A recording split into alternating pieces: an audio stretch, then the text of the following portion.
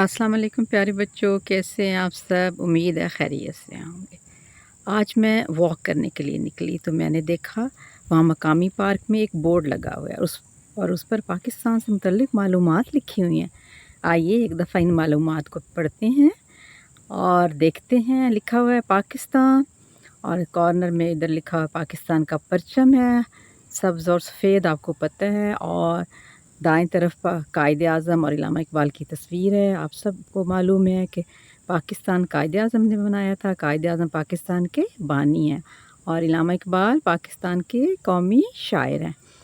اور پھر نیچے دیکھتے ہیں تو لکھا ہوا فیصل ماسک، اور پھر فروٹ لکھا ہوا مینگو، ہمارا قومی جو ہے پھل ہے وہ آم ہے، اور ہمارا جو ہے ڈریس ہے شلوار قمیض ہے، اور ہمارے قومی کھیل ہاکی ہے، اور ریور جو ہے وہ انڈس ہے۔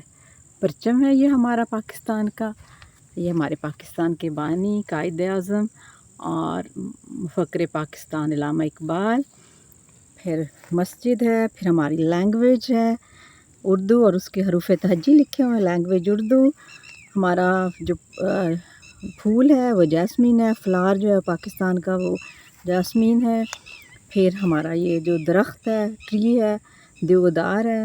اس کے بعد ہمارا جو اینیمل ہے وہ مارخور ہے، اور پھر برڈ جو ہے وہ بنا ہوا ہے، برڈ ہے پیرٹیج۔ تو یہ ہماری پاکستان کے بارے میں معلومات ہیں، اور یہ ہماری پہچان ہے، یہ پاکستان کی آئیڈینٹیز ہیں۔ تو یہ پاکستان کی پہچان ہے۔